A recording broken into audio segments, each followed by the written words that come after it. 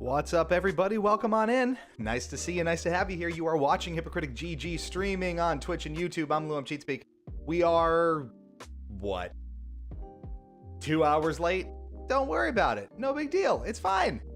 We definitely weren't otherwise preoccupied. It's all good.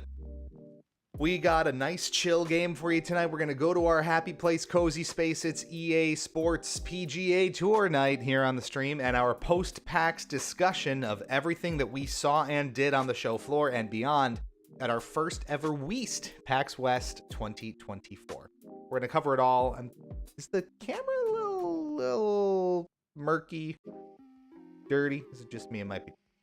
Thanks for tuning in, everybody. We were indeed preoccupied with a certain happening in the public sphere over the past kind of 2 hours or so. Not something we're going to be discussing here for obvious reasons. No P word here on this channel. Not discussions we like to get into. But we're here now, and we're going to give you a little bit of fun time with some golf before we shuffle on off. We were busy watching the PS4 Pro reveal, and we're going to get into that. We are definitely going to talk about that. No questions asked there. But nice to see you. Come on in. We're going to get into some of the story time and recap from PAX as the night progresses here and a few more people start trickling in.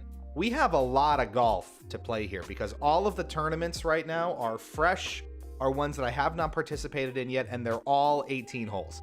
So we have an all 18 arcade for the daily that's over in about 6 hours. We have an all 18 arcade to play that actually just refreshed, and it looks like that's on Harbor Town in Hilton Head Island in South Carolina. And then at East Lake in Georgia, the all 18 arcade monthly or seasonal tournament that also expires in a week. So we are going to start chewing through these.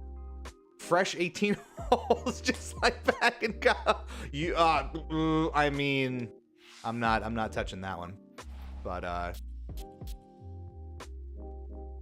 not going there. Let's get rolling first. Augusta, beautiful Augusta National Golf Club for the 18-hole arcade daily, where there are some good prizes at stake, and maybe we'll even sneak in a Georgia.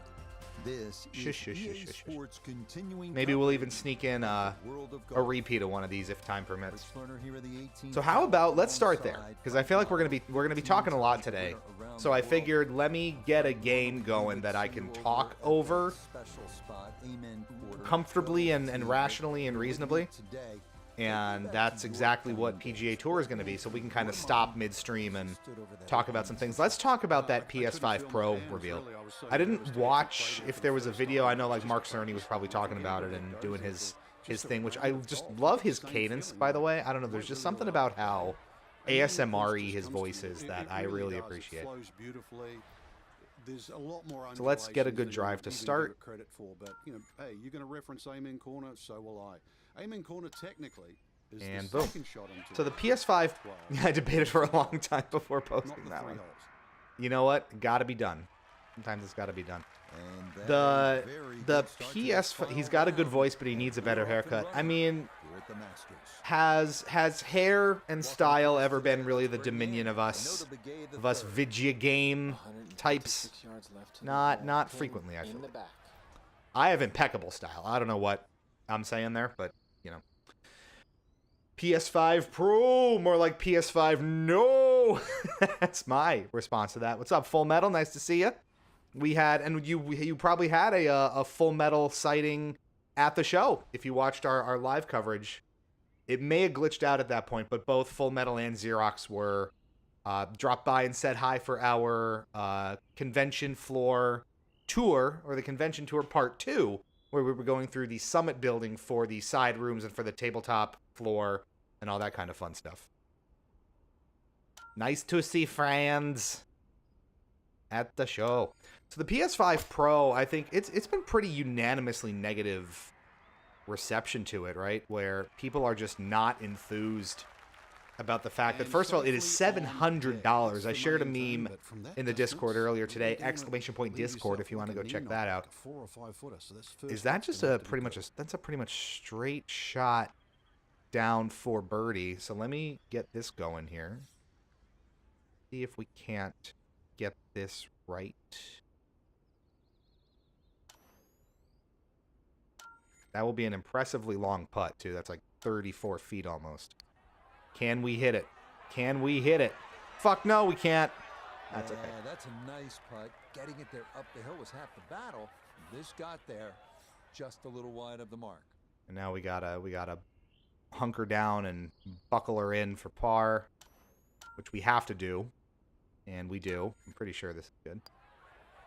Barely. Good. Yeah, so I mean, what is the real advantage that you get? I did post the meme on there where it's, you know, 4 Wii U stacked together, $700, comes with vertical stand, comes with disc drive, has games. PS5 Pro, $700, no vertical stand, no disc drive, no games. It's, frankly, it's probably not a super appealing proposition. Was the PS5 that much of a slouch or that uninteresting that we needed a Pro version instead of maybe a Series S equivalent for it, where maybe the barrier to entry is a little less high? It's the hardware leader, and with Microsoft basically throwing the white flag on their hardware offerings anyway, with, you know, we are a software platform, we are Game Pass, we are cloud, what's hardware? I guess it doesn't really matter from that perspective what Sony does. This is where, and I was reading a ton of stuff about, you know, Nintendo comes in with the Switch 2, does what Sony did to them so long ago, comes in, $299. Well, they did that to Sega, right? And that's good.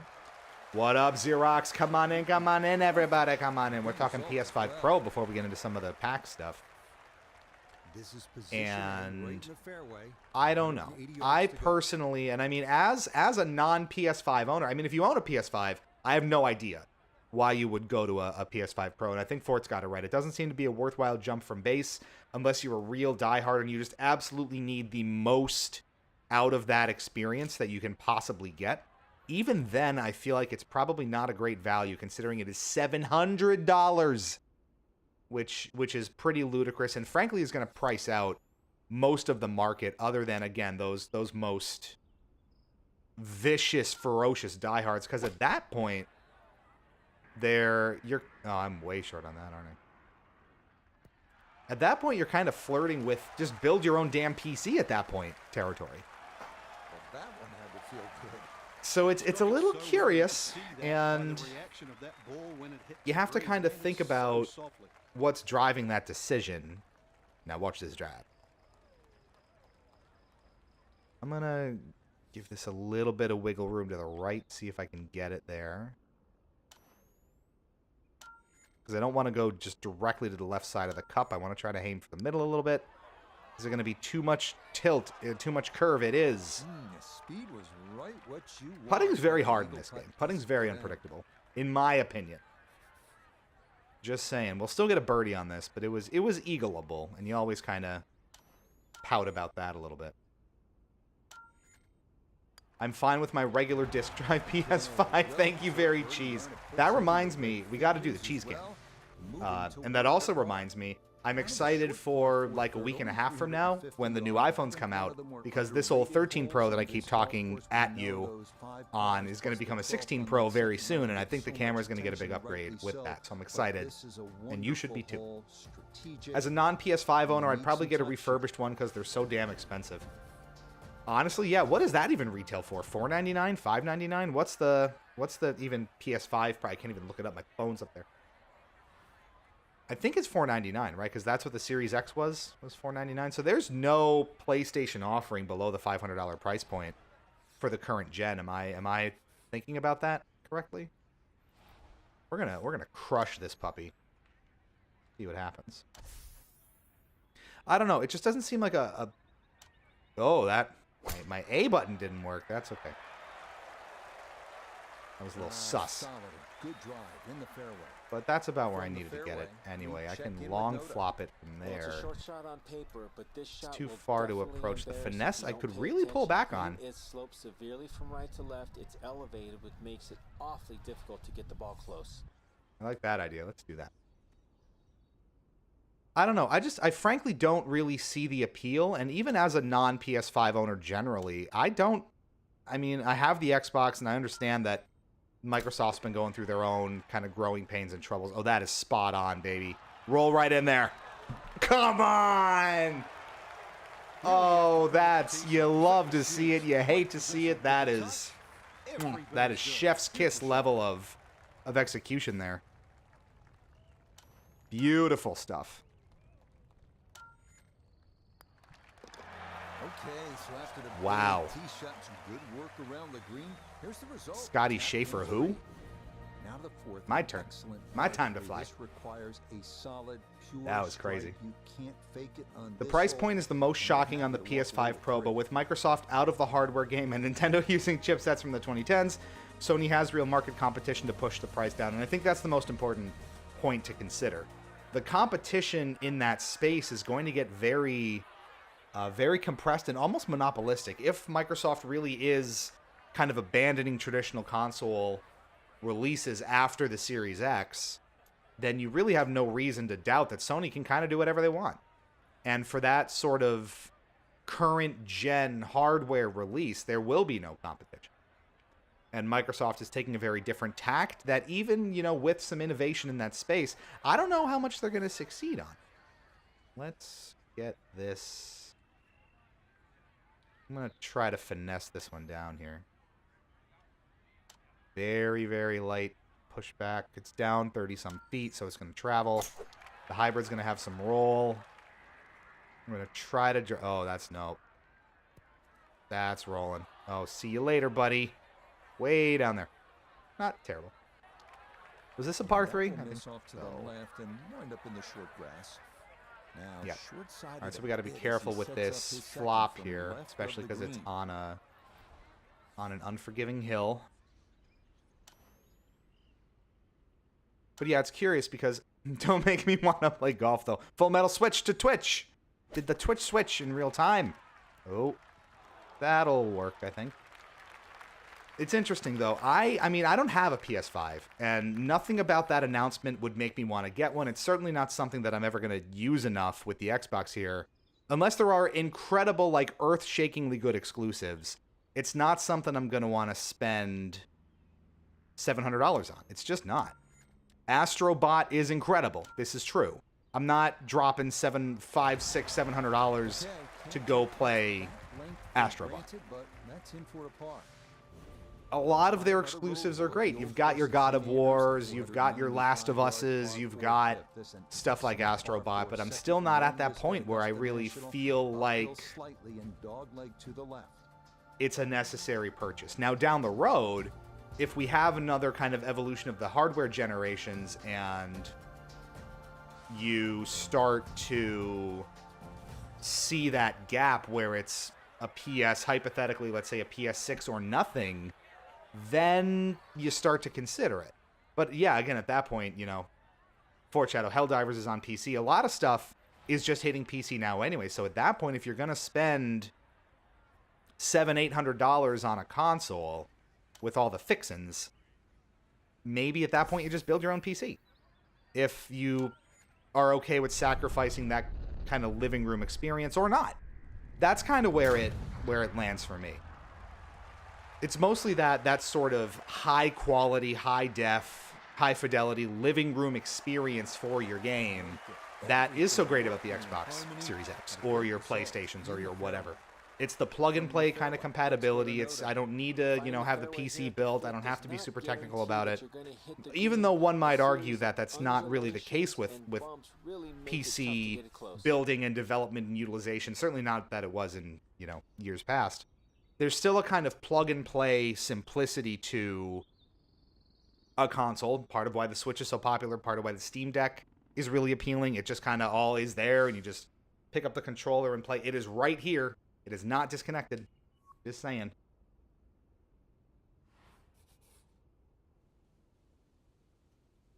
So yeah, and I mean, I feel like for that level of fidelity too, you're going after, it's all specs, it's all 4K 60, it's all, super high resolution, look at the stunning, beads of sweat on your character. You're kind of flirting with the PC crowd then anyway, because they're the ones that really want the best kind of game performance and the best fidelity out of their stuff. And there's no incentive for them to grab that console because they're just going to cling harder to their PCs, you know? So I don't see the appeal. I understand the kind of monopolistic... that didn't work. That will run all the way through the green and into the back I understand the kind of bunker. monopolistic, situation they're in. And it brings up some kind of curiosities with Microsoft's approach as well, where they're trying to just do, the Xbox platform or their, platform everywhere on your PC, on your tablets, on your mobile devices, on your TV through like your, I don't know, Xbox stick. And you just stream everything from the cloud, but it doesn't really work. And objectively, for a lot of game types, especially ones that require faster reaction times, combat focused, streaming just really isn't where it needs to be. And it may never really get there. You're always going to have more latency going back and forth from a server to you than you're going to have sitting 5 feet away from your console and pressing the buttons. Or sitting on your PC and pressing the buttons where it's playing locally. So, I don't know. What I have kind of appreciated is a lot of the internet has been like, Nintendo has the opportunity to do the funniest thing ever, drop the Switch 2 reveal, be like $299, $399. And someone had said, was it here? Where all the Switch 2 needs to do is basically hit like PS4 or PS4 Pro, maybe let's say PS4 Pro level of performance, where games are kind of at that level where they're maybe cusping on even something like the Series S. Somewhere in that ballpark, and you're good. You've got it. You've cornered everybody. The streaming stuff is only good for single-player games, which is good for the casual crowd. But even then, you've got, kind of performance concerns, and responsiveness is a problem, where anything that's time-sensitive with inputs, it's fine for, like, turn-based strategy games. It's fine for RTSs and, less combat-focused RPGs and things like that.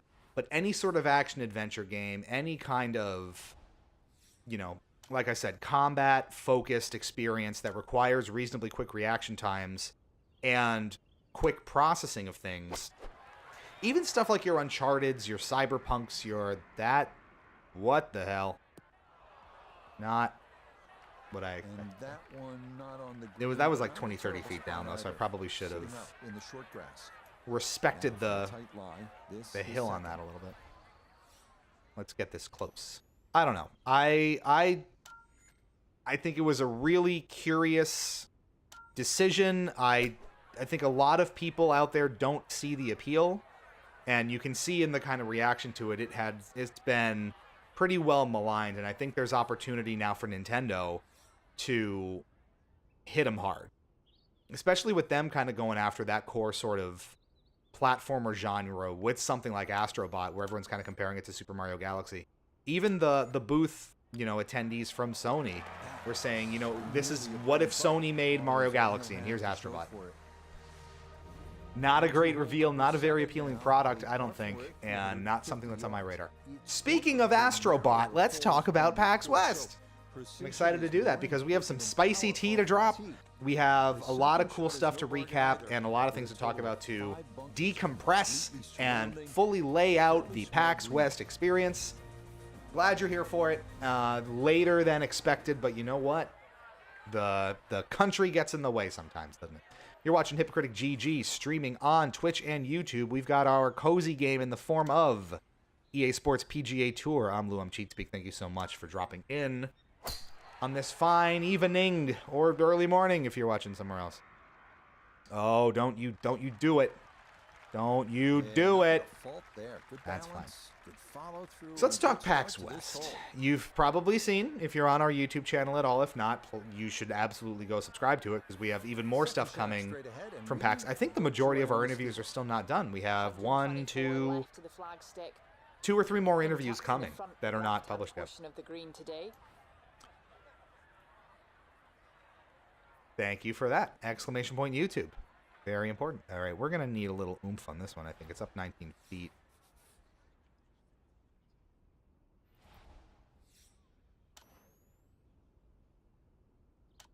That's probably good. We had a great time at PAX West. And I would argue, oh, not the bunker. Oh, we're over the bunker. I can deal with a shitty first putt, but we're over the bunker, and that's good. And that ball looked very good in the air. Just doesn't quite. We had a finish great up. PAX West, and I would argue it was probably one of our best and most productive PAXs that we've been to, period, much less, you know, or let alone it being our first West. It was, you know, best West. Sample size of 1. It was great fun. The layout of it, I think, took a little getting used to, and I still don't know if I'm fully on board with how the, oh my God, how it's divided between the two different buildings. You don't really have a choice with how the Seattle Convention Centers are laid out. I understand that. It was definitely a different kind of experience, and we had a ton of fun. I want to make sure I don't botch this. We covered a lot of ground. I think we did some of our absolute best interviews that we've ever done on the channel. Some of which are already published on the YouTube, some of which are still coming in the pipeline. Where great in-depth conversations with passionate developers and publishers about their wares.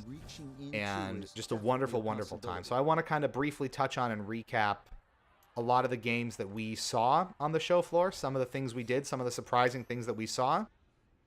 We're going to just crush this and see what happens. And I want to start with the fact that there were so many AAA publishers and developers and accessory makers in particular who were at West that we just simply don't really see at East anymore. Off the top of my head, we had Nintendo with real upcoming game showings. We had Capcom, we had Bandai Namco, we had Square Enix, we had PlayStation, we had all of these marquee names where at PAX East you really don't get them. Nintendo's there, but they haven't shown a new product since 2020, like an upcoming release, I think, since 2020, PAX East 2020, right before the public health happened. So if we're going to power approach this, it's up 57 feet. We're actually probably going to need all of that 3-wood, aren't we? Let's give it some oomph. So that was great to see. And it was great to experience those, you know, AAA games that are coming. Most of them were coming out, you know, within 30 to 60 days of the show anyway. Oh, we're way offline. That's okay. Just a good solid shot right there with that. And it was really fun. So maybe we'll start there because that also is going to lead into some of the tea, I think, that I wanted to spill throughout the show here. Oh, this is... Okay, that was a par 5. So we began the day, Thursday or a Friday morning with press hour, as we would or have done before at Nintendo's booth, because those lines very quickly become multiple hours long. How did that roll away so far? Oh, that's a big downhill. I understand. And he's really going to have to hit this. It's straight up a big ridge, so it will be while it reads at here. the end. Nintendo's showing was... Oh, maybe we can get this right in there. Hold on now. Hold your horses. It's going to take a little oomph, a little elbow grease. Can we get it there? We can. That was coming in hot, too. That's in for birdie. Very good. So Nintendo had 4 games on offer, and what they did was you didn't choose the one you played all 4 in sequence, kind of 10-15 minutes apiece, more like 15 at each station. So it was The Legend of Zelda Echoes of Wisdom, Super Mario Party Jamboree, Nintendo World Championships, and Star Wars Hunters, I believe. The former 2 not released yet, and the latter 2 already available. So as we walk through it all, really strong booth showing, and that's exactly the sort of thing that, you know, Nintendo used to bring to East, but now for, you know, scheduling reasons or you know, availability or whatever the case is, that doesn't really happen now. But it was great. So Echoes of Wisdom, of course, the newest Legend of Zelda game, coming more in the style of something like Link's Awakening, especially regarding the art style. And as they were heavily stressing at the booth, more puzzle-oriented. So for those of you who don't or aren't particularly good at. Let's say the combat-focused Zeldas, more something like Breath of the Wild or Tears of the Kingdom, where it's more open-ended and explorative and fighting heavy. And Sarah, Miss Nephroptosis was talking about this, the kind of calmer, more sedate, puzzle-oriented ones where you can sit down and relax and think. This is going to be right up your alley. So if that's the kind of Zelda you prefer, you are getting a great example of it in Echoes of Wisdom. I think it comes out in a couple of weeks, 2-3 weeks on the Switch. And while I was kind of bad at it because I was just struggling with the basic controls, because I'm a dunce, and Justin and Teresa will vouch for how much I was struggling at the time. It's great. As you would expect, they're always great. Wow! I should have let that one play. I didn't think that was going to be that close. Another great iron shot sitting up. So that was really fun, and while I'm not particularly big on Zelda, and it's not necessarily something that's on my radar, I think it should be if you're even casually interested in the franchise.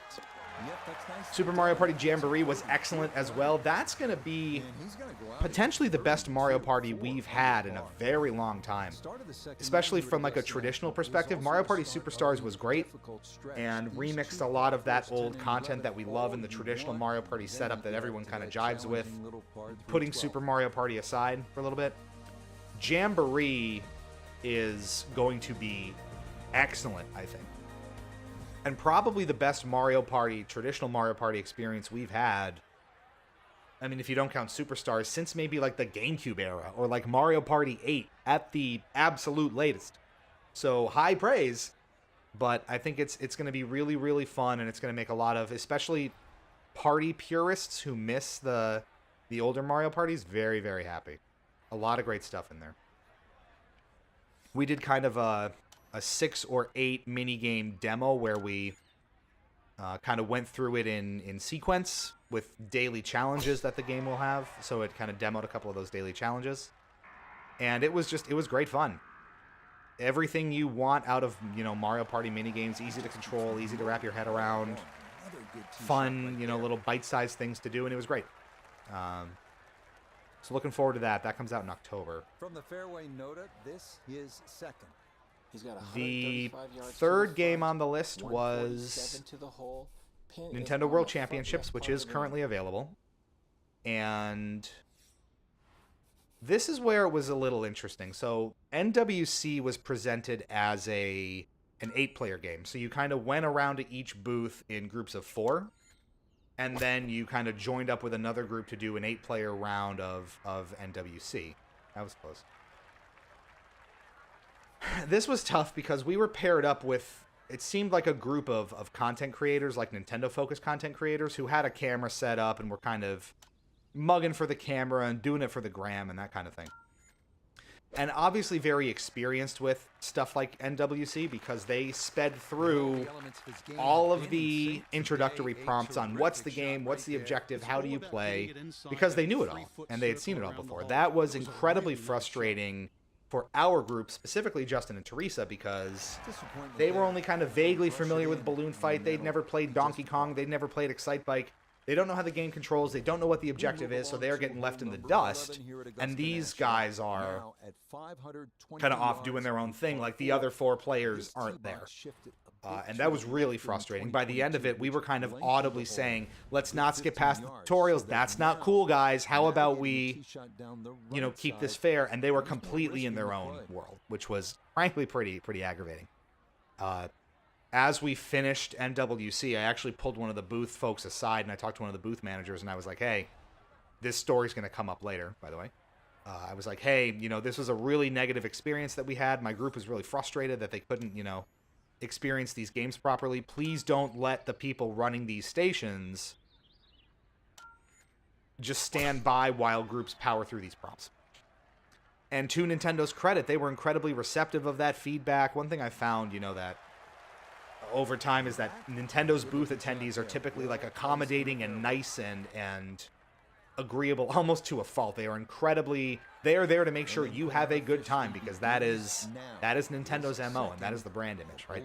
So I appreciated that. And you know, they introduce themselves. Oh, I completely understand. We will, you know, take this into account. Thank you for bringing this up, all that kind of stuff. And to their credit, you know, I walked by the booth later that day, and I did hear a booth person saying exactly that. Oh, that's a bad one. Oh, that's rolling. That's bye-bye. Are we going in the sand? Are we going in the sand? We are. That's okay. This was Nintendo's booth. Yeah, this was for Mario Party, and this was for Nintendo World Championships. So they did. They took that feedback right into account, and they weren't letting people. They actually kind of announced and said, like, the guy was saying, "Is everyone good? Did you all read the tutorial?" So they were right on that, and I super appreciated that because it was pretty frustrating. Then we played Star Wars Hunters, which is an Overwatch-esque game with come on again. That's 2 tonight. That's incredible. It's just flirting with chaos and victory, I'll tell you. You know, on this, man. But it was great. And then we crushed them at Star Wars Hunters. It's like I said, it's like an Overwatch-esque game, hero shooter, but with Star Wars characters, and it was like 25-8. We demolished them.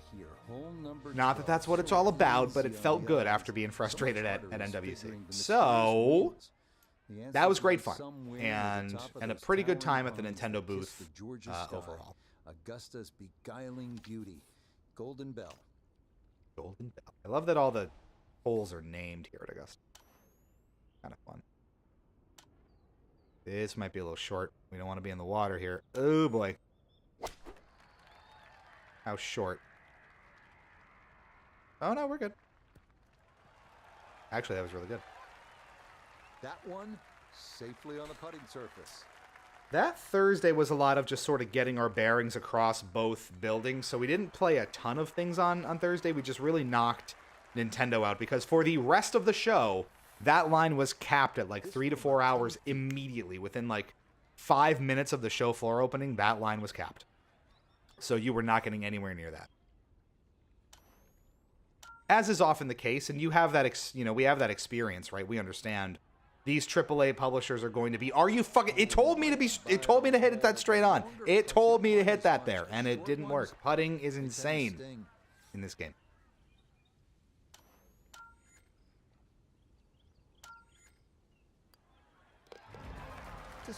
So that was most of the Thursday. Now I'm going to get into a little bit of the tee, and Hole number 13. This is regarded let me look something up real quick to make sure I have my details right. The risk reward that's involved and all the history that's been written here. I do. Okay. So going off of what we just talked about with Nintendo and their booth experience, I want to parlay into the tee for tonight, which is the worst booth experience that I had at PAX. And to give you some perspective here, I've been working these kinds of trade shows as press and media for over a decade. With the exception of, I think, 1 year at Unplugged and 1 year at East when we were first founding Hypocritic. I have attended every single show that I've gone to, New York Comic Con, PAX East, PAX West, and PAX Unplugged as press, media, or content creator credential.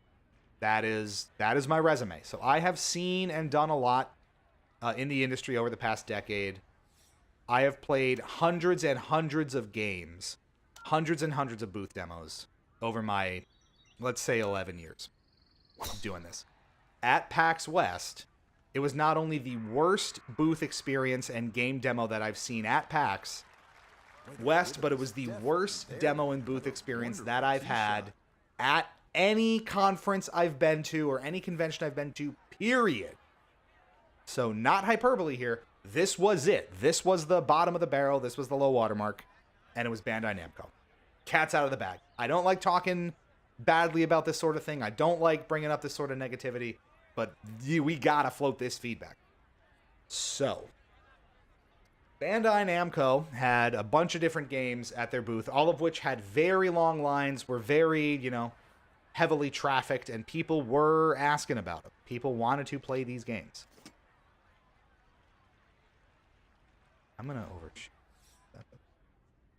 The exception was a new IP kind of a AA level game that Bandai Namco is publishing in October called Unknown 9 Awakening. It is an action-adventure game in the vein of something like Uncharted or something like God of War, where it's a third-person, you know, combat-oriented action-adventure title. And its main hook is, I don't remember the story or the world exactly, but its main, Bamco. Its main hook was that you, this is going to be an insane part, you could kind of possess or tunnel into telepathically enemies around you at certain points after fighting, and make them kind of move around the environment against their will. So they could attack their friends, their allies. They could attack kind of explosive things in the environment or environmental hazards, blow them up, hurt themselves. Interesting mechanic. But the demo and the booth experience was absolutely the worst I've ever seen for any game. To level set, and I'm going to stop playing here for a little bit just so I can tell this story properly. Like I said, most of the booth lines at Bandai Namco were 30 minutes to 2 hours long for all the titles that they had. Unknown 9 had maybe 2 or 3 people, 4 people in line at any given time for a 4-station demo. There were 4 kind of TVs set up. And so you got on very quickly. I think we were in line for maybe 5 to 7 minutes before we got on. And we start experimenting with the demo. So we walk over, and the booth rep that guides us over kind of sets it back up, resets it, and kind of not very confidently says, okay, so it'll run you through this intro video. You should upgrade your skill tree before you start, and then just kind of walk. And I told him, you know, like, oh, I'm kind of interested in this IP. I know it's a new thing for Bandai. I read a little bit about it. He kind of just chuckled, and he was like, well, you already know more than me, which is a great start, and I think is going to be indicative of where this goes. So, starting the demo, you are this lady. I don't remember what her role is in the world or what she does. You can look up Unknown 9 Awakening if you really want to know. But it's something I'm going to recommend. And so it starts with this 60, 90-second video kind of setting up the world and setting up the characters. And then it gives you the beloved picture of the controller with all the controller mappings and the button mappings as your tutorial before it throws you directly into combat. It doesn't give you any kind of, you know, place to get familiar with the controls or any kind of tutorial. You just are dropped into the middle of a fight. You're in the middle of this camp or like this town that's being raided or attacked, and a couple of enemy characters drop down from this ledge and start attacking you as you're sort of just getting a feeling for how things work. Like the guy said, you are supposed to upgrade your skill tree before you start, which I did. So I went into the skill tree. Again, not having any idea what any of these upgrades do, why any of these things matter, what I'm supposed to be putting where. And so I kind of fiddled my way through it, figured it out, went into combat, and of course immediately died because it's candidly pretty clumsy. And it's a very complicated control scheme where fighting involves probably 7 or 8 buttons. R1, this was on PS5, R1, R2, R3, L1, L2, L3, plus like square and triangle to fight. So it's a very complicated combat system. Obviously, I died. So I get sent back to the start of the fight, which is just like 30 seconds back. But my skill tree got reset. It doesn't save your skill tree in between deaths. And the skill tree was not a trivial thing to go through because there were probably 6 or 7 upgrades you had to do slowly, and the menus were incredibly unresponsive. Again, Justin and Teresa will vouch for this if they're here because they played the same demo. You would have to press the back button 3, 4, 5 times to get it to register, and it looked like a slideshow. I'd swear the frame rate was low 10s, maybe single digits for some of this. Incredibly unoptimized, and it launches next month. I don't know. On PS5, mind you. So resetting the skill tree every time and going into combat with no chance, like no dancing around in an empty room on the loading screen like Assassin's Creed would do. No, you know, area to catch your breath or run around before the fight starts. You get maybe 5 seconds before the fight breaks out, if you're lucky, to try to come to grips with what's going on. So you die over and over and over again because you are, even though you can heal and you can preserve yourself fairly well, It's a challenging combat system, and it's not easy to take an enemy down. So you die a lot. I probably died 6 or 7 times before I completed the fight. People were not finishing this. I watched probably an entire round of TVs around me, including Justin and Teresa, pick up the controller, have no idea what's happening, die twice, maybe 3 times, get visibly frustrated, put the controller down, grab their free like comic or graphic novel that they were passing out as swag for playing the demo, and just leave. Frustrated, dismissive, that's not fun, this is garbage, this is bullshit, I don't want to play it, and they don't give it a second thought. This is a brand new IP that Bandai Namco is launching, that this development studio has been working on. It is part of, as everything is nowadays, a mixed media universe with animated series and publications like graphic novels and books and this game. It's a huge endeavor, and the core of it is the video game, and it is an impossibly bad demo. No tutorial, no ability to come to grips with an incredibly complicated combat system, incredibly bad performance in critical menus that if someone wasn't telling you had to do it, you wouldn't know what to do. You wouldn't know the skill tree's even there. So it was bonkers. There may be some promise in the gameplay. There very well be. I thought by like the 7th death where I was finally getting the hang of the combat system, you can see how it might be fluid and fun and interesting in the right hands with the right amount of knowledge of how it works. But that's not something you get from 2-3 minutes in a show floor booth environment where there's literally hundreds of other games to go play that are vying for your attention. Nothing's strapping you to Unknown 9 for you to figure out the intricacies of its combat.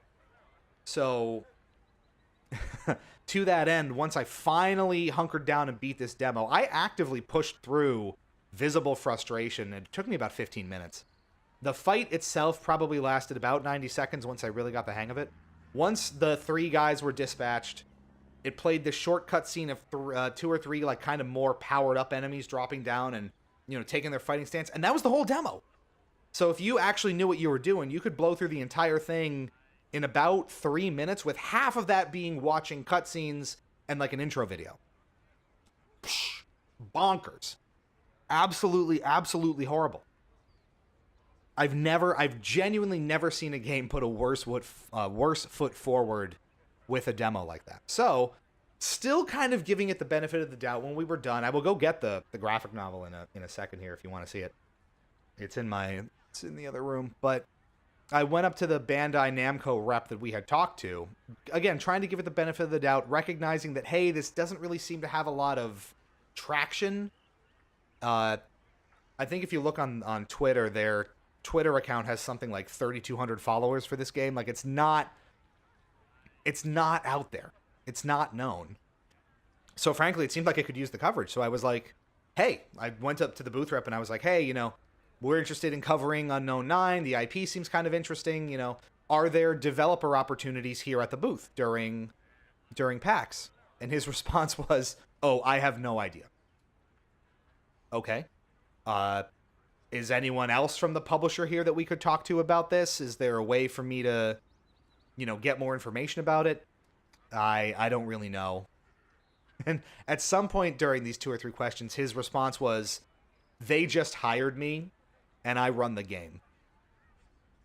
Okay, I think that tells you all you need to know. So I went back a second or third time to the booth to talk to different people who were staffing it, asking the same questions. Are there developers here at the show to interview? Is there anyone from Bandai Namco who can speak to this on camera? Or even off, are there post-PAX interview opportunities or ways for us to engage with this IP and learn more? No one could give me an answer. I probably talked to 4 people at the Bandai Namco booth, and no one had a clue about the game, about the IP, about the franchise they're trying to build, or about how to learn more and get more information if you are press or media, which is unfathomable to me. Can you imagine if, like, you were playing Legend of Zelda or you were playing Mario Party and you were, oh, this is so fun. When's it coming out? What other mini games are there? Are there going to be more boards? And imagine if everything you asked the Nintendo rep about the Nintendo game at the Nintendo booth, their answer was, I don't know. I can't tell you. They just hired me. Insane. It was I never encountered a situation like that for like the least polished and least prepared indie developers that are like 1-2 person teams with a small humble booth in the corner of the show floor. Even that level, it was really quite striking. So I sent an email off to Bandai Namco's main press email for North America, kind of explaining the situation. Hey, you know, we're a little outlet, but you know, we wanted to cover Unknown 9. No one at your booth could speak to it in any capacity. And I asked the same questions. Are there developer interviews available? Are you doing post-PAX engagement opportunities for this? And I never got a response, which I understand because we have, what, not even 250 followers on YouTube right now. We're not, they would never give us the time of day, and I understand that. But this is the really interesting part. Now, again, compare that to something like Nintendo that has a very polished presentation, or even others like Capcom, Square Enix, Path of Exile. Everyone that was there with that level of booth had people speaking confidently to the product, had a polished sort of speech ready to go about it, naming key features, addressing questions, and interacting, taking questions in real time, referring people with more information. Here's where you go, here's this link, here's this, Instagram account. Bandai had none of that. And just for context here, if I pull up some information about Bandai Namco,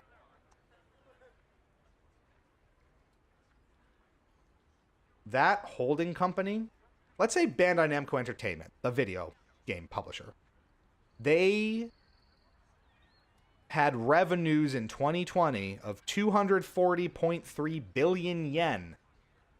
Okay, let's do a quick translation here to USD. That is $1.7 billion of revenue. They have hundreds, if not thousands, of employees. They are not a tiny outlet. Let's name some of the franchises that they hold right now. You would probably know.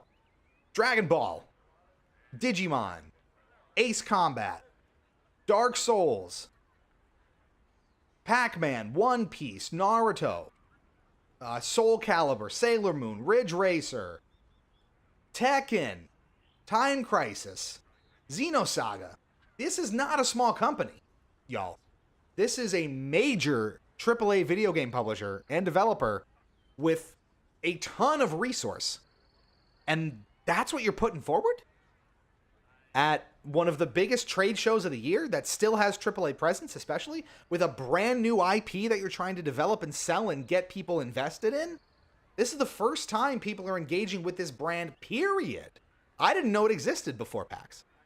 And I have no appetite for it after this. And I was, Justin and Teresa will probably tell you, I was probably too forgiving and too willing to go to bat for it just because it looked really interesting and the world looked neat, and I was curious about the multimedia push, which so many companies are trying to do.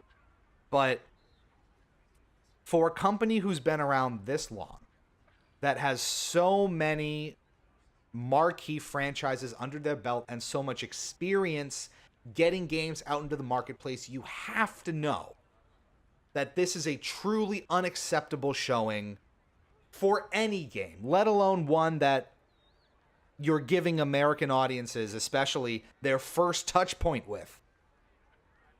Psh. Impossible. Absolutely impossible. Again, imagine walking up to Capcom and asking them questions about the Dead Rising remaster, one of their big franchises. I don't know. It's a game. You walk up to Nintendo when Breath of the Wild was making the rounds, or Tears of the Kingdom, or anything. Animal Crossing New Horizons. Tell me about Animal Crossing. I can't. Any booth you go to, any developer there, tell me about your game. I can't. Don't know what it is. You know more than me if you've read the Wikipedia entry for it. I don't like being critical. I don't want it to necessarily feel like I'm calling them out on it or trying to, stamp foot because little indie, little standalone, tiny, sad outlet on YouTube didn't get FaceTime about big Bandai property. I couldn't. They had no idea how to facilitate that. So I just thought that was wild. And I had to share that with y'all now. in case you were curious. It was truly one of the most surprising experiences I've had at a PAX in all of my years, at a trade show in general, at a Comic-Con, at a PAX, at whatever, in my decade plus of doing this. Horrible demo that puts the game's worst foot forward, accompanied by, you know, kind of unenthusiastic and ill-informed booth staff who know nothing about the product or the world they're trying to sell to you, in an environment where there is absolutely no incentive to learn more or deliver any kind of positive messaging about this product. And it's a pity, because especially for that development team who is almost assuredly working super damn hard on this game, however it turns out, it may not be very good. It may be great. I don't know. You know, I had a really shitty 15-minute demo to contend with. Maybe if you adapt to the mechanics and you start slow and you have your tutorials and you figure it all out as you go, and the opportunities open up and expand as you go, maybe it would be different. But I can't know that because the demo was so bad and the experience was so bad. I'm not going to go drop $70 on it to figure it out for myself. I don't even know if I can. I can. So in case you were wondering, it comes out October 18th on PlayStation 4, PlayStation 5, Xbox One, Xbox Series X and S, and PC, Windows, everything but Switch, basically. It's $50. My mistake. I wouldn't even drop 50 on it. I really wanted to like it. It seems really interesting. I'm going on their Twitter right now.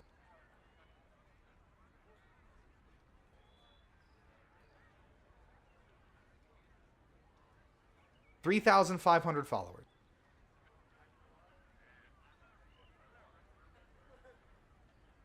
It was really surprising how that publisher is setting that franchise up for failure from the start with experiences like that.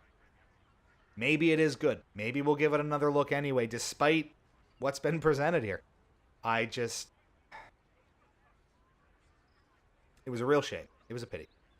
And again, kind of a jaw-dropping thing. So there you go. Worst booth experience and demo that I've seen at a trade show to date was Bandai Namco and their brand new IP, Unknown 9 Awakening. Stunning.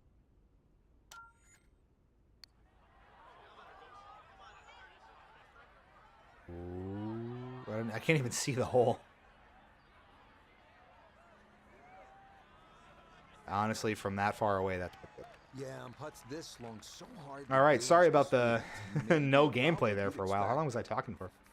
How many gloobies from initial impressions? I can't even... That's almost impossible to say. The booth experience gets a half a gloobie out of 5 probably. That wasn't functional. The demo itself, so kind of poorly constructed and laid out, at least like as a demo, that's got to be a 1 gloobie out of 5 because it technically works and functions. It was just incredibly poorly executed. Again, surprisingly so. So for whatever that gives you, really, really shockingly poor. Yeah, the good play. But again, it's really hard to judge from what should have been a 3-minute demo, but was instead like 15 minutes with persistence. Why were they even there? Because someone's got to make sure you don't steal the TVs. That's really what it felt like. And could not have been less enthused about imaginary gloobies. Yeah, I can't even give them real gloobies because it wasn't a real demo. Just bonkers stuff, man. Bonkers stuff.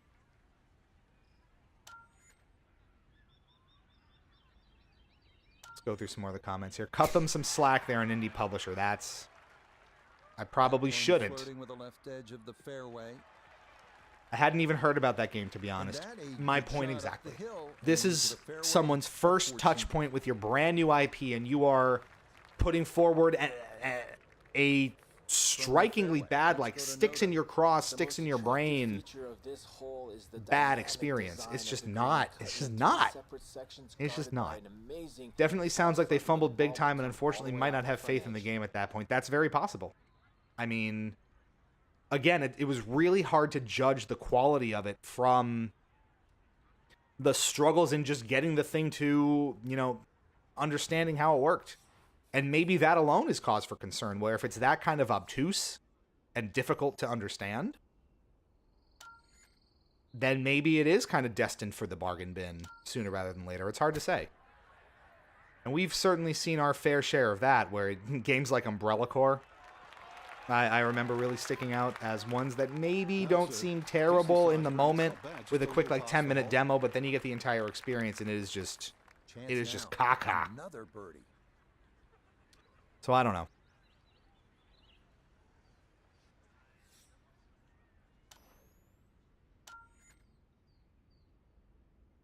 I don't think that putt's gonna work. At least it's not Concord. Oh boy, Concord. you gotta feel for them, and that's another thing I wanted to talk about tonight. Concord and this sort of industry unsustainability with all of these like AAA live service disasters, commercial kind of flops and failures, and the state of the industry. Really challenging. Yeah, right? We were kind of looking forward to Umbrella Corps too, and then we played it, and I kind of, again, gave it the benefit of the doubt at, I think it was Comic-Con that I played it at. Just kind of thinking, oh, you know, it's you know, not anything to write home about, and kind of dismissing it as forgettable. Little did we know that upon release, it was just absolute garbo. And we tell it to you straight. Again, it's, I don't like speaking negatively about companies or games or that kind of experience, but we're always going to keep it 100 here. And it's not the sort of thing where we're going to sugarcoat coverage of something or kind of massage our messaging to get in a publisher's good graces or to, you know, abide by someone's kind of guidelines on that. We're going to give it to you straight. Now, I'm sure they wouldn't appreciate that feedback if you know, the publisher heard that. But they also, I don't know if they care. You know, again, we're 250 subscribers strong, but each and every one of you matter, by the way. Don't let anyone tell you otherwise. We love you. We appreciate you. You choose to spend your time with us, and that's the most important thing. Time is valuable. You're giving us one of your most important resources, and we appreciate that. I don't know. We're just never going to sugarcoat it. So if we have situations like that where we play a game and it's not good, even if we get a review copy of it, even if the developers are really nice and it makes me feel bad to dunk on the game, we're going to do it, because when we start massaging that messaging or being too nice or fudging it in that way, that's where we start to lose, I think, your trust and our credibility, if we have any credibility. So it's just, that's not a game I think we're interested in. This is going to be a tricky one to land. I don't even know how to land this. 30 feet. Don't want the water. As long as it's going toward the bunker over there, I think we're good. If I can just get it in the rough or the bunker somewhere over there and drop it in, we're probably okay. Oh, God. Wow, that's good. Second shot here to the par 5. No, probably no day one review of Unknown 9. That is true. However, let's get on to a more positive topic. We did have a day one, actually pre-release review done for Rugrats Adventures in Gameland. That has been everywhere on our channel for the past few days. We had another lengthy interview with the lead developer, Thomas, published a little beforehand. We had the review done on embargo day and date with you know, when all the coverage lifted. And it was really, really fun. So we had that. We did get a review copy of it at the show after our interview, so I had a lot of time to go through it and crank that review out. Despite being sick. Like, stuck in bed for a day if I really needed to be sick. Just, what did Sarah say? It was tripping. What was it? Tripping on the. Yeah, I don't remember her term for it, but it was really funny. Now this, Tripping on that another NyQuil, birdie. basically. But we still got the review out, and I thought it was interesting where we ended up actually being a fair bit kinder to Rugrats than most of the rest of the gaming press at large that covered this. So kind of for reference, if you haven't watched the review, I highly encourage you to do so. It's up on the YouTube now and has been since yesterday. But if I Google Rugrats Adventures in Gameland here, it is only a 59% on Metacritic. And the one review that it flags from Nintendo Life giving it a 7 out of 10. We gave it 4 Gloobies out of 5, so basically an 80% or an 8 out of 10 if you extrapolate and do some very simple math. But generally, and I was kind of surprised at this, we came in pretty well above the seeming consensus on this. Now, there is a little bit of discrepancy on it where the Metacritic on the PS5 version gives it a 59 out of 100, and you know how Metacritic kind of lumps them together. The 4 reviews that they only have 4 reviews, give it a 65, a 60, a 60, and a 50. Xbox doesn't have any reviews. There's one critic review on Xbox, and it was a 50 from the Xbox Hub. PC gives it a 40. God is a Geek gave it a 4 out of 10. And the Nintendo Switch version, based on 4 reviews, gave it a 74 overall, an 80 from Destructoid, 70, 70, and 70. And I think you can sort of see some of the discrepancy in the review process, or the kind of mentality there, where maybe some of the more Nintendo-oriented reviewers were treating it like an NES game, like they would where maybe they're more familiar with that console and the hardware and the design objective of the game. And other reviewers are maybe looking at it through a more modern lens. What we try to do with our reviews is rate it relative to the kind of experience that it's trying to give you, where not everything is as necessarily objective. So for something like Adventures in Gameland, we're looking at it differently than we would Kama Eru, or that we would Glover, or that we would anything else that we look at, Madden, Halo, whatever, where we look at it as how well does it execute on what it's trying to do. So it's trying to be a throwback retro NES, true to life NES platformer. How well does it achieve that goal? Similarly, and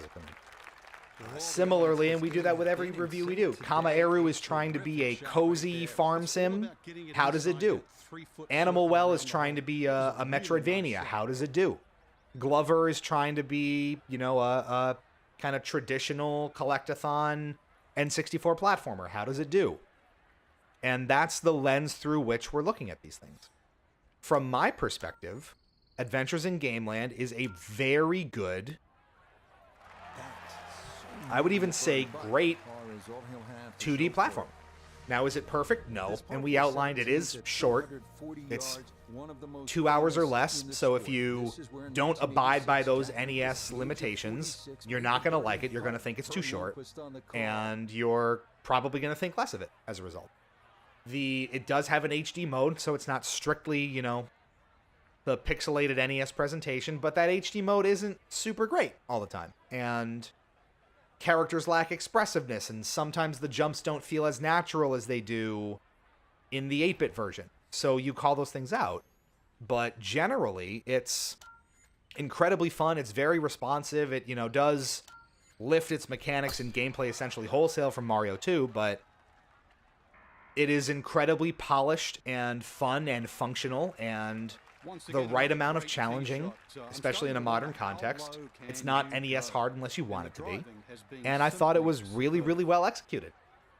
It's driving to be a Rugrats throwback, and it's really respectful of the IP, works in a lot of cool references and secrets. for eagle-eyed kind of fans to find, and it does that really well. So it got a high mark. We gave it an 8 out of 10, a 4 out of 5. And I stand by that. I think for what it is, a short but sweet, dyed-in-the-wool, honest-to-God NES retro platformer with modern sheen, it's really good. And I wish more throwback products were like that. It calls to mind something like Mega Man 9 or Mega Man 10 in that regard. And probably on a similar plane, in that, you know, it understands what it's going for. So let's talk about that a little bit. Let's pull up one review that probably comes at it from a different perspective. Let's say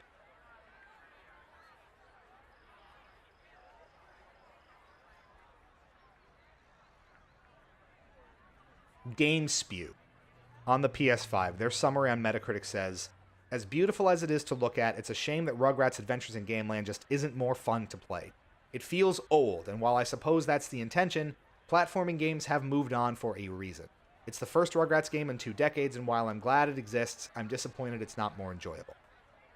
It's interesting because I would almost take the opposite tact, where I believe it controls really well. I think it is very fun to play. I think, you know, it is intentionally steeped in those retro sensibilities, intentional constraints by design because of how NES games have to be designed and you know, how control works on that console if you're coding an honest-to-God NES game. So I think in that regard, it sticks the landing and does really well. It controls very fluidly for the most part. Now, I call out places where it doesn't.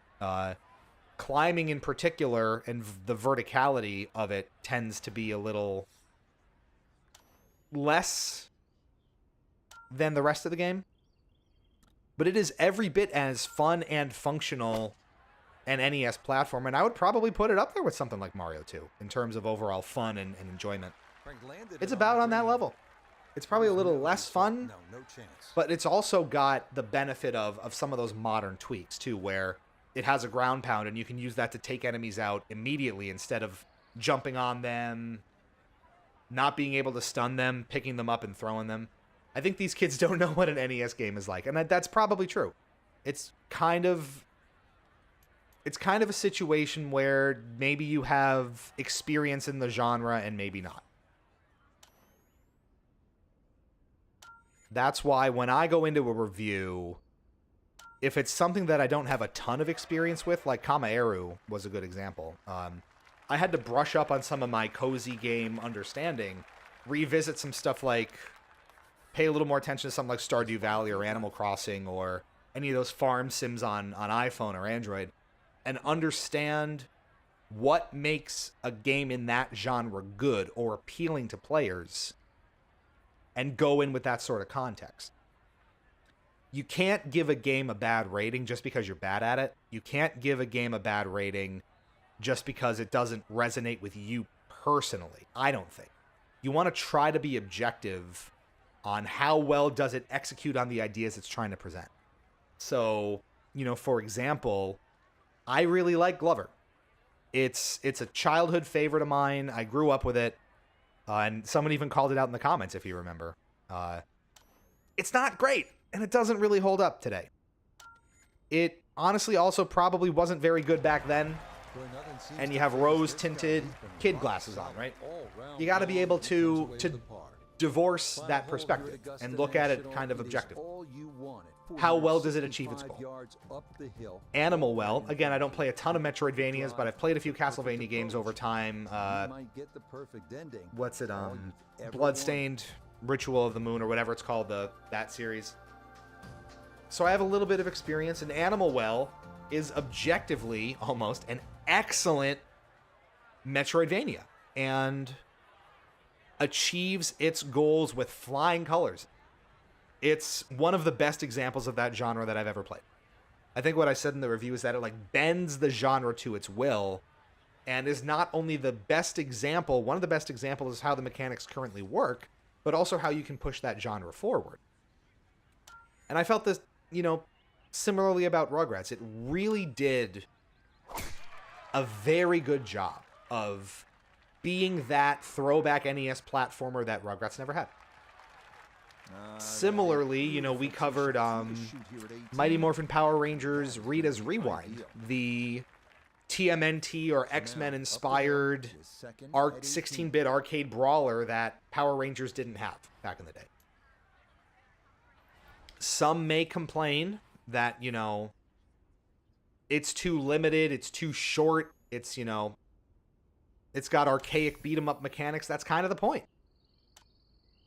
of the whole experience. And you want to kind of judge it on its own merit for what it's bringing to the table. Could you fault Adventures in Gameland for being short at 90 minutes or so for $25 if you were buying it? I would say that's fair. And that's why I kind of mentioned it's like just long enough to be acceptable if you like this concept, and you're going to probably chafe at that if you don't like that concept.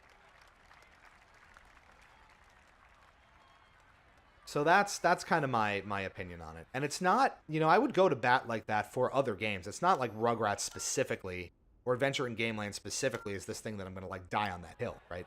But it's the idea of, you know, something like Kama Eru, for example, which I really enjoyed, which I put time into and played after the review was done.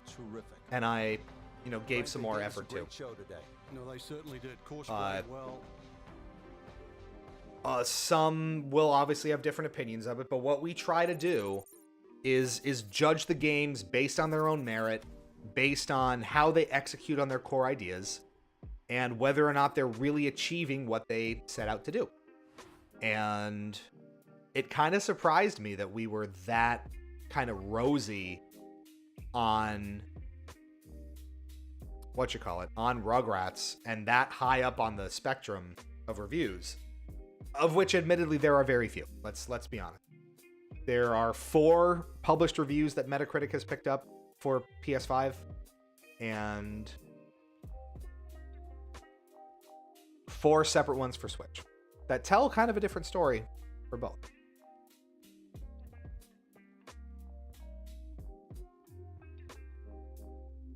I think this kind of also aligns with it. And I think this is where you kind of align on the perspective. So this is kind of what I'm talking about. Destructoid gave it an 80, a 4 out of 5, 8 out of 10. And they said in their summary for Metacritic, as far as NES games go, Rugrats Adventures in Gameland is as solid as they come. I said this earlier, but if it came out during the NES's lifespan, it would probably be well remembered. Maybe not as well as one of the system's absolute classics, but at least in the same niche as Little Nemo Dream Master. Released today, it's another very curious case of a new licensed game getting released on an old console. That's already very exciting for me, so the fact that it's also a well-tuned game is just gravy.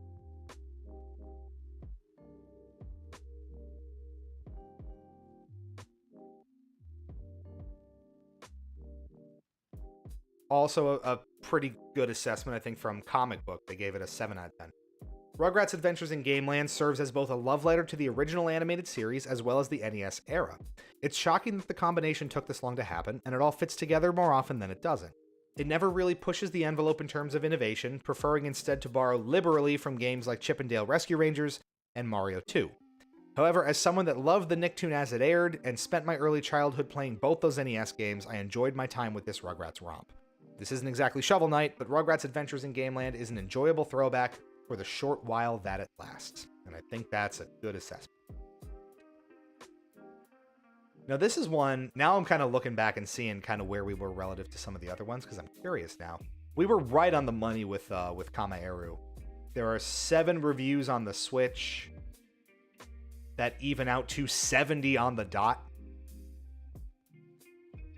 where almost all the reviews are 70. There's one that's a 5 out of 10, and there's one that's a 9 out of 10.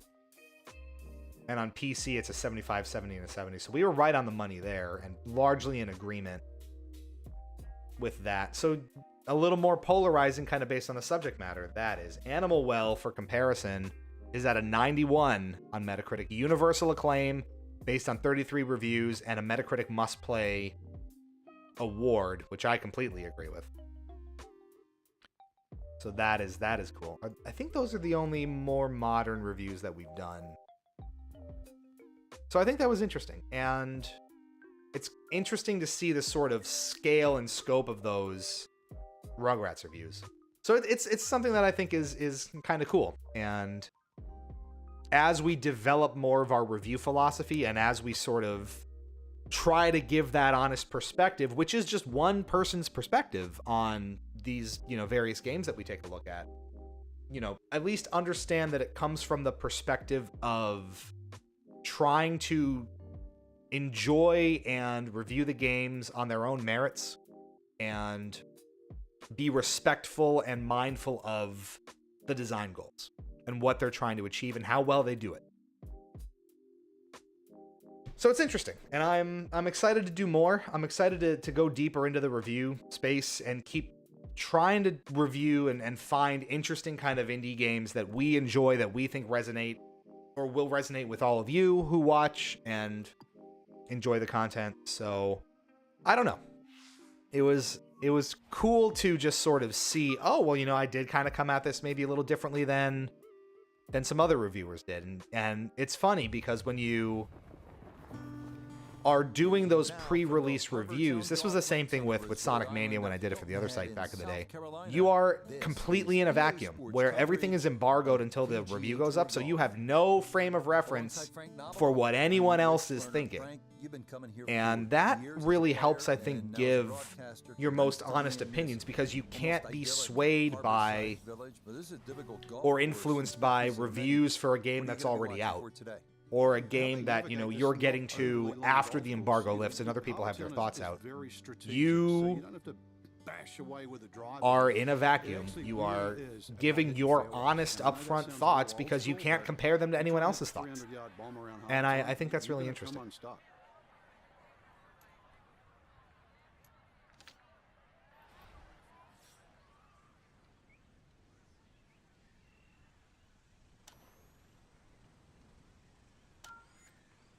So what else? Let's talk about some of the other games that we saw at PAX and some of the other interviews that are up right now.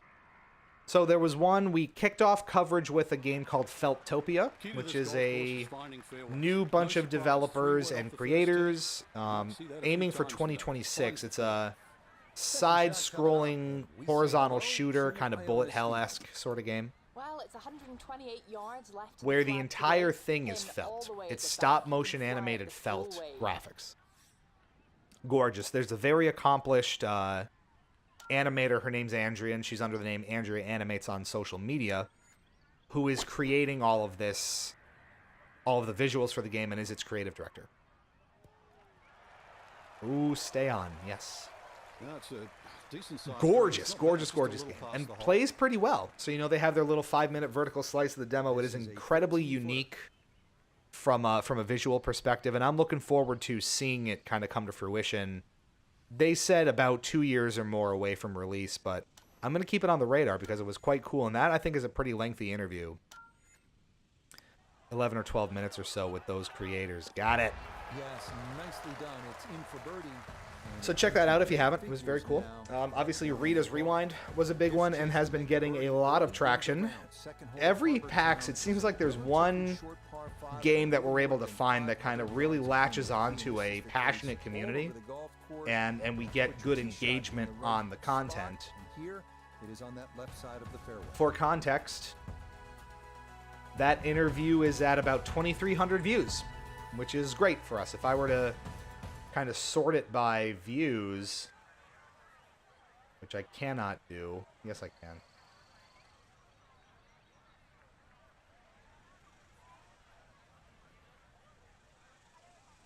It's not sorting properly. It's great for us, is my point. And that has a very passionate community behind it, as it should, because it also played really well. It was a very, I don't want to say predictable, but very standard sort of beat 'em up, very much steeped in the vein of those late 80s, early 90s arcade beat 'em ups with, 4 or 6 people crowded around the, oh boy. Well, that one misses the fairway, but Frank, crowded around the a chance still the hardware. The gates, birdie. Yeah, golf's not a game of perfect. I'm curious on how this second shot's going to be hit, though. Yeah, me too. Let's do this. I'm going to go around the tree just in case things go south on it. it was very fun. So very much cut from the same cloth as some of those brawlers and beat 'em ups of yore. Much like, yeah, that's what I was afraid of. Oh, that second shot took some Couldn't get force around on it. this par 5 just to get it into the greenside bunker. Now well positioned, especially with a little savvy bunker shot. And it's going to be a little short, and it's already short. Not too bad. Okay. What else did we good have? out, and that's what What the car, which we did a little pre-release coverage of earlier this week, just a couple days ago. Already available on Apple Arcade, but now also available on Steam. Okay, that's an ideal start right And there. very, very fun. That was ludicrously fun, and there's a whole hour and a half of gameplay on the YouTube channel as a live stream if you want to check that out. We weren't able to do a full review for it, at least not now, but it was great fun. And more bogeys than birdies here, so most players are happy with a par. a great interview with Triband, the developers and publishers of that. I'm actually looking forward to playing Rugrats when it hits the Epic Game Store. That's also right, and I didn't mention here. You just came back. You're all good. Rugrats will be free on the Epic Game Store for a week. If it's not out already, Down the middle. maybe Thursday. From the fairway, Iona, this is second. 130 yards left to the flag. It's a nice round number. Pin front left so he can take dead aim. That was fun. And then we have many more in the pipe This one was of right on point. interesting games that were a lot of fun that I'm excited to get the interviews out for and talk more about once they're available and out there. And some good networking that we were able to do, too, with a bunch of other kind of indie publishers and developers that I think we'll be keeping in touch with as the weeks and months roll on. So hopefully you're going to start to see more of that kind of advanced content from us for things that we feel are interesting going forward. What? Another birdie. We shall see. To start the round. How about It was a lot of fun. And 200-yard par 3/4 the offering big kind of class, takeaway was deep that, drive, you know, with wrist, all of the forward AAA design, presence, with all the really cool carry indie the games that water were on vessels running the display, length of the hole. it Better was is right than short one of for our long. best PAXs, I think, in quite a long time. Lurks. And I'm thrilled to have had the opportunity to go to West. We already have our hotel booked for next year, and we will be back. Fear not. That's going to be on the That's putting obvious. surface. We did and not the get a birdie chance to looks swing great. by Aggro Crab. I am sorry about that. I know it was requested. I know you wanted us to go there, and we just kind of ran out of time. Honestly, there was so much we left on the cutting room floor and didn't have time to do for various reasons. Especially in the tabletop hall and in Summit, the second building. So much that we missed. There was a rock band stage where, like, you know how they have the Jackbox stage set up where people are playing Jackbox Live? That was also at West. I wanted to play some of that, didn't get to. But a dedicated rock band setup, which I would love to see at East. Like, please give me that. So the birdie streak Wanted to play so badly, didn't have time to, and 3 under. that made me sad. Ton of tabletop vendors I would have loved to go see. I would have loved to spend some time at Tabletop Free Play, and, you know, kind of one thing that we love to do at Unplugged, which this basically kind of felt like, you know, a good mix between East and Unplugged, since I could have done Wonderwall, and I was ready for it. And it didn't pan out, but one thing I thought was interesting, and we remarked on this during the live stream day 2 when we were walking through Summit, was there's a much bigger tabletop presence at West, and it's kind of because, you know, they don't get the equivalent of Unplugged. And it's hard for people to get out to Philly from the West Coast, and I'm sure that's a big factor as to why the tabletop presence is larger. But, you know, I would have loved to have the opportunity to just kind of hang out at Tabletop Free Play and produce some kind of, you know, content there for everybody, do some live streams of some games like we would do there, and just kind of hang out, shoot the shit. Didn't get to. Ton of stuff at PAX. There were more games. There were more games on the show floor I wanted to play and cover, and just didn't have the opportunity to. Yeah, bot. I got him. Okay, I'll be pretty happy with that one on the green and 2, but a long ways. Frank, he'll need to refocus immediately. We are a that's long ways. Not a guaranteed 2 putts from that distance. Exactly, Rich. No time to celebrate right now. Grind on that first putt. Get it inside that. Grind on that first At least putt. try and guarantee a birdie. That's pretty far. How far? 90 feet away? What are the odds?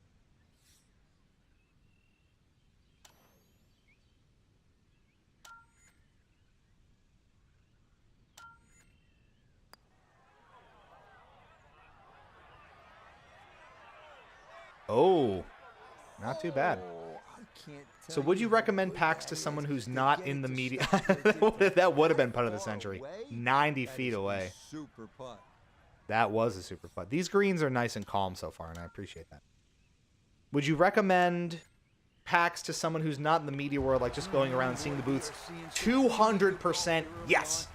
It is a phenomenal experience, even if you're not going and working. I mean, I only really know the shows as working shows, but they are a phenomenal break from like normal life, having the chance to just go out and like get immersed in just doing game nerd stuff for a few days and just totally geeking out on everything that's there. And I was gonna say, Full Metal, you have that exact perspective where you've gone now multiple years, right? This was your second or third West, right? And you haven't gone to Unplugged in the past too.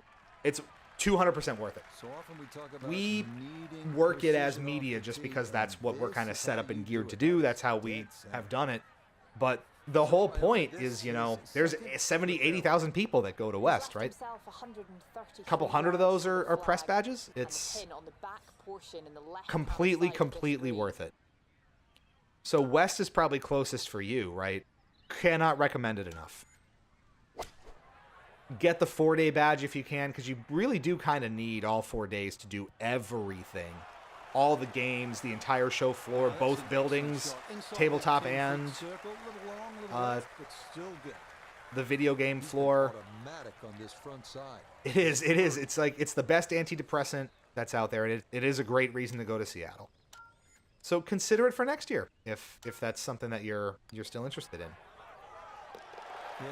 It's all like-minded gamer nerds just nerding out, getting stuff, doing their thing. It's a great time.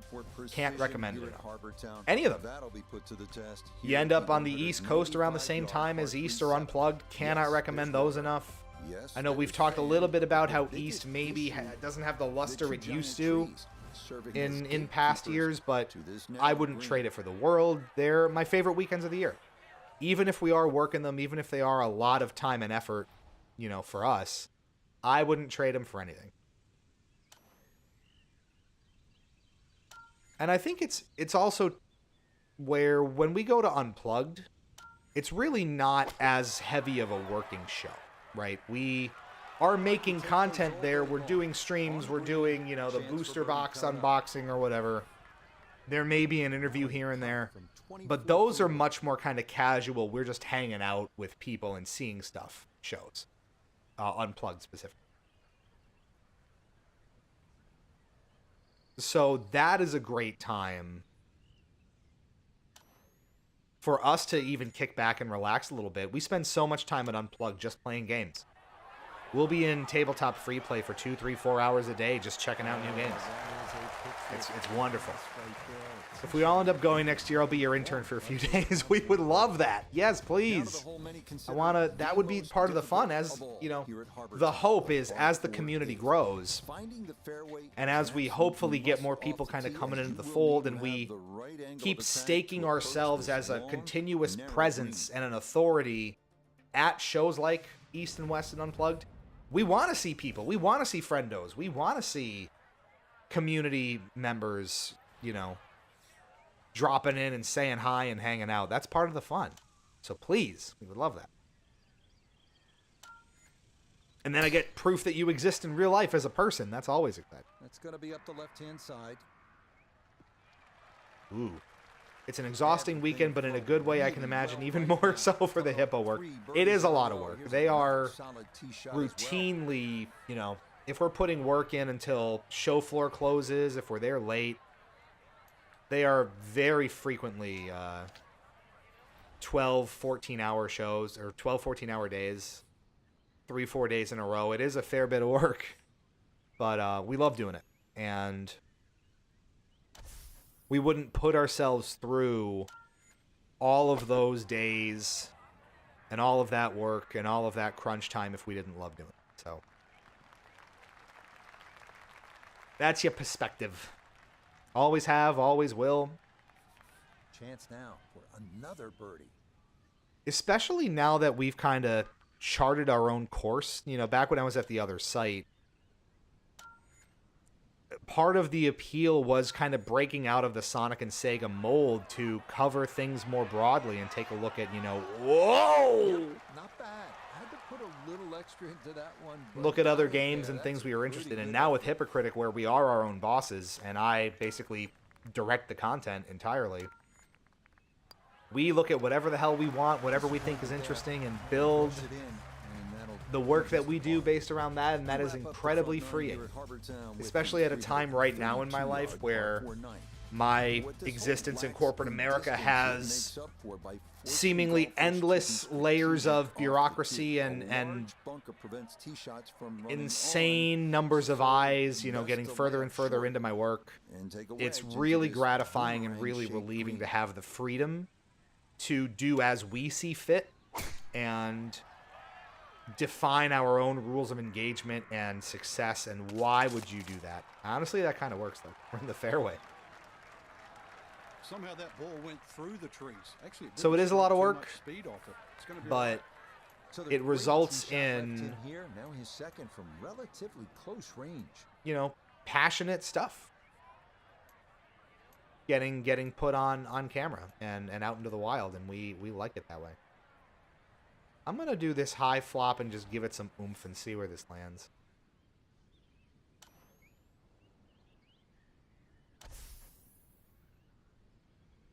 But it is great fun. PAX weekends, as Full Metal can attest, are literally highlights of my year. They are on the calendar, and we look forward to East and now West and Unplugged for months in advance. They are so exciting. They are so incredible. They are so much damn fun to just go and be your best nerdy self.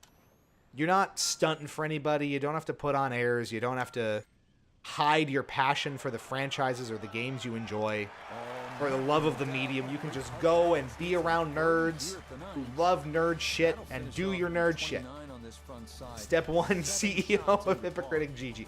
Actually, technically, what I've kind of settled on is CEO of 343. Can you imagine? I have, no joke, considered, you know, if I were to take that next career step, how could I do so that maybe aligns me closer to the gaming industry? You never know. Really You've thought about it. It's not that easy. Drive has been superb. And this one, well, as we like to say, is in the mayor's office. But actually, how I really start kind of introducing myself in email signatures and doing kind of networky businessy things is for Hypocritic GG, co-founder, comma, content and reviews lead. Easy, simple, authoritative, you know, ground floor, establishing employee, content, director, all that kind of fun stuff. So it's content and reviews lead. Maybe it could be, you know, director of content or, you know, content reviews director, something like that. But it's fun. Oh, yes. That's the Oh, yes. line, and it's in for a birdie. We are doing really well here. See, it's amazing. With these flatter greens that aren't all over the place where I'm missing putts by like 2 feet, this is much more accommodating. You got to put small business owner on that LinkedIn page. Yeah, I do. I even talked to some of my corporate contacts, like the other companies that I work with, the ISVs, the software partners. At my, you know, major, you know, multi-billion dollar, you know, technology company that I work for.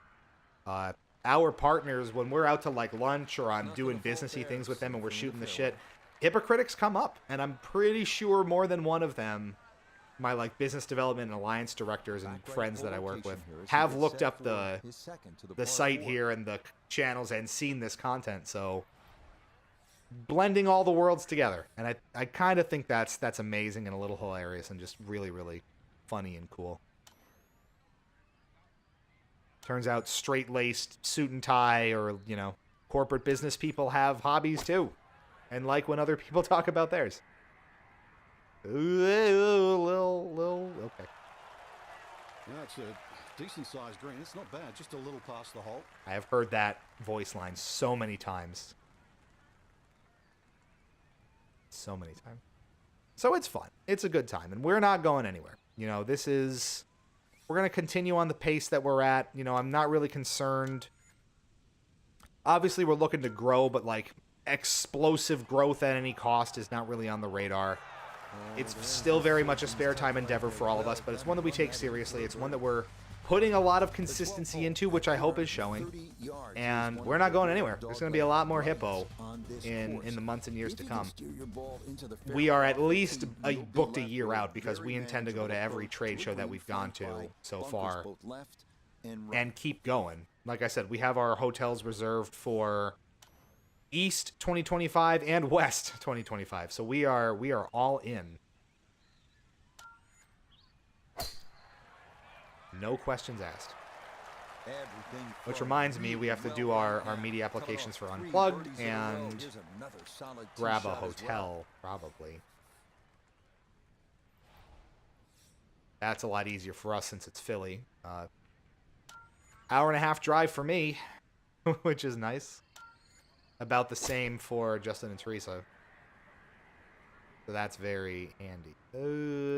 Close. Well, that one didn't work out. Didn't look bad in the air. It hit It's the not. green, That's but technically didn't sit. fringe. It was never gonna stop.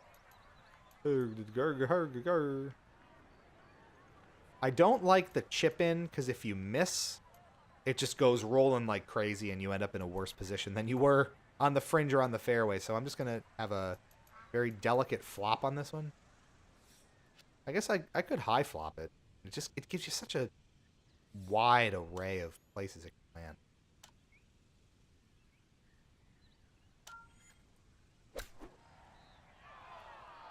That works. Another close shave there. Well done right there. He barely touched that and got it to roll to a stop. And believe me, it was much harder than it looked. Yeah, it was. As long as you reckon. Okay, we'll wrap after this one, I think. I spent too much time talking about Bandai and the PAX experience and not playing, so we'll wrap after these 18 for the night. I know we did start a lot later than expected. Architect Pete Dye created some of the best We'll be work done in the ever next seen. 15-20 minutes probably. But But thanks for hanging out with us so late. This is prime time for you, Fort, right? Who drew up this design? No dinner break this on a time. napkin. Thanks for hanging out, though. Thank you all.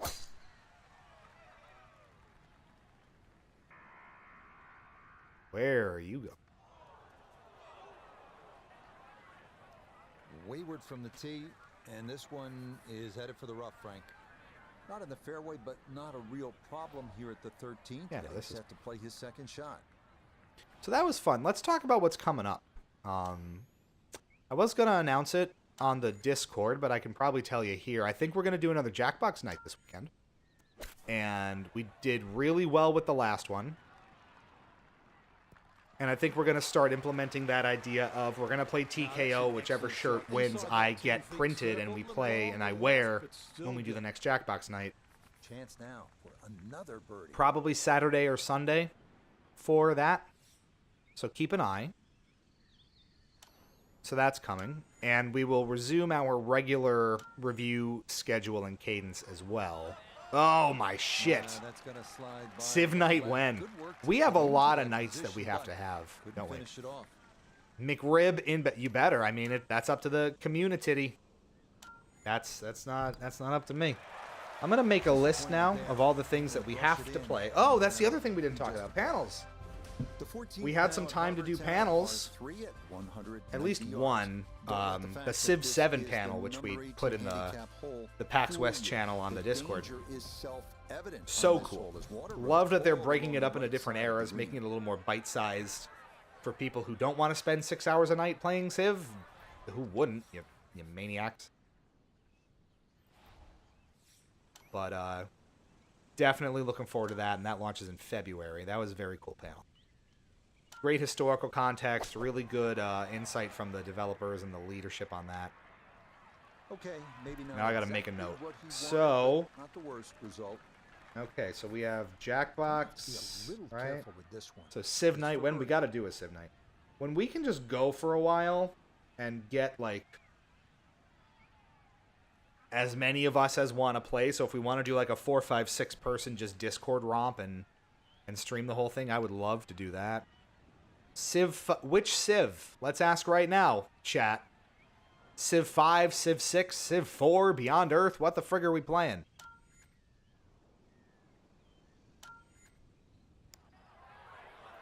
We'll probably put that up on a poll as well. We want to do one that, you know, everybody has. But I feel like most of us have Civ 5 or Civ 6 at this point, right? Those are pretty common ones. So Civ Night will happen. That would be a fun, long weekend stream, too, right? Just kind of a Saturday or Sunday. Pull up a chair by the Farth, kind of relax for a few hours. Beyond Earth is fun after updates, is it really? I played that like twice or 3 times. I don't remember putting a lot of time into it. Helldivers when? We do have to have a Helldivers night. It's going to look like poo-poo, because it's going to run on the Steam Deck, but I'll do my best.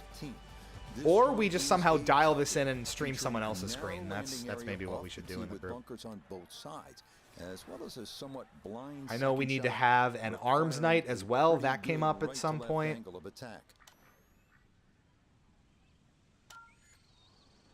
Boot up Civ Revolution on 360. Don't tempt me.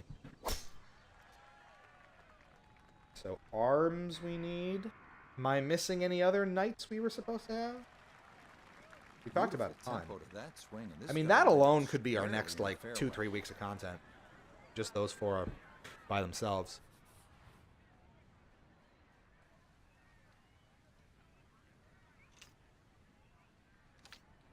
I like how the 3 was the most powerful one off the tee here. This needs to go high, and this needs to go over, and this needs to have legumes.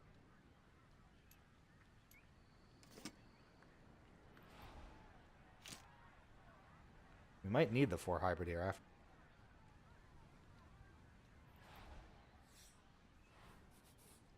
This one's going to be dicey.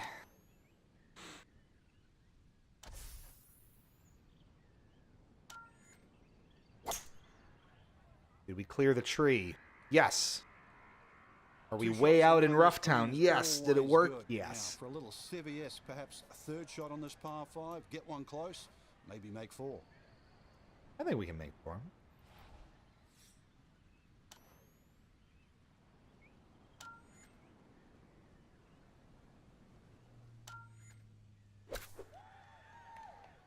Dead by Daylight night. That's an interesting idea. I have a couple of friends who are exceptionally into Dead by Daylight. One of whom actually just started trying to stream.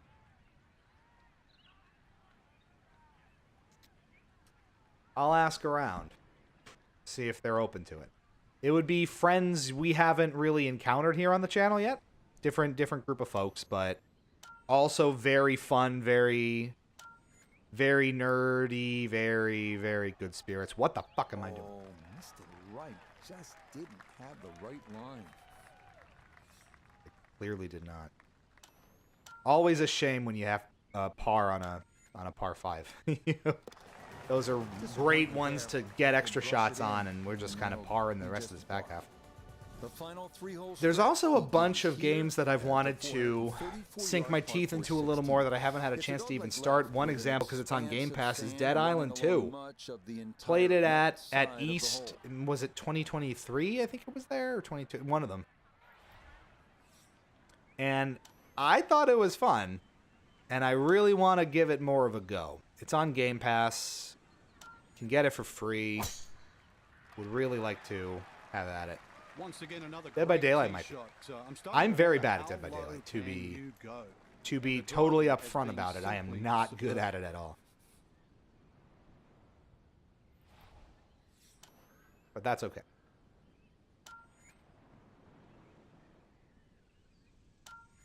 I sometimes get in a weird headspace about it because the natural kind of inclination is you want to put your best content out there on stream. And I'm kind of reluctant to play games on stream that I'm not good at. Mostly because you'll have people come in. Like when I was doing Black Ops 2 on Wii U. I'm not super good at Call of Duty. Even the kind of more casual ones where it's either like the super hardcore ones or people who don't care. And you get your, like, you sucks, you're not doing the optimal build, you're not doing XYZ, haha, fucking noob, whatever. That's going to scoot a foot or two by. Sometimes, that's a situation I like to try to avoid. But you also don't want to get in this trap where you have to be playing games at a super high, super competitive, ultra streamlined level all the time. Because that kind of can take the fun out of it too. People, I have to remind myself, and I hope you back me up on this, people don't necessarily want to watch the, like, ultra top tier, amazing level gameplay all the time. If they're there for a certain personality, which I hope you're here for with us, just playing the game and having our perspective on it and having a good time is enough. I was afraid I was going to hit that bird. So that's how I try to rationalize putting out maybe not super all-star level content for some games, but trying to have fun with it anyway. Nah, just stream to have fun. Exactly. That's what I do. And that's what I try to do. But I have to, like I said, I have to remind myself every now and again that, I don't have to be incredible at everything that I put out there. And it's okay to kind of throw the casual tag on there on Twitch and kind of let it rip. Almost done here. One more hole to go. 472 yards, the par 418. Most will try to aim just right of that Hilton Head Lighthouse in the distance. And that sets up an approach with trouble left and long and a large bailout area to the right. Yeah, we got to watch that marsh.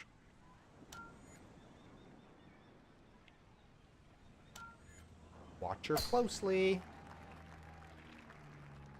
This is a bit right, trying to draw its way back. And that worked. Just keeps motoring right along. Another good tee shot right there. And this will work as well.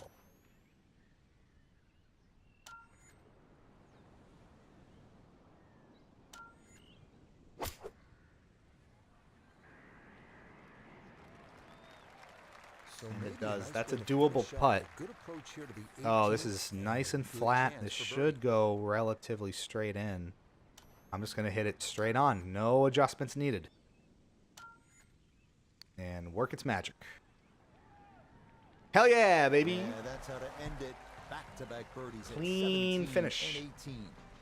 And that won't quite get them into the 50s, but that's quibbling. This is a round of 60. 60. Boom, baby. My partner Frank Nobilo really enjoyed it, Frank. And that will do it, I think, for tonight. Thanks for hanging out. A nice little chill stream to recap the PAX West experience. Some of our exploits in Seattle. It was a great, great time. Can't wait for next year's. Just wonderful, wonderful stuff.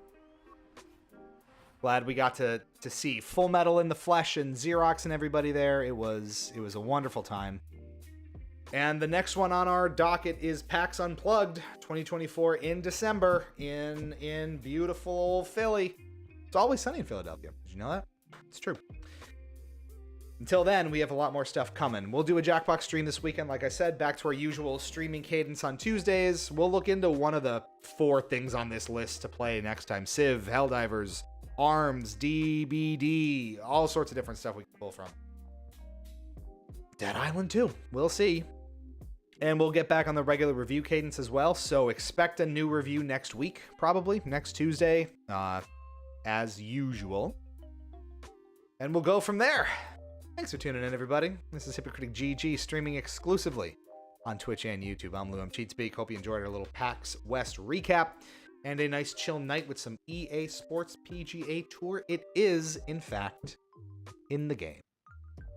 Stay fresh, cheese bags. We'll catch you back here real soon.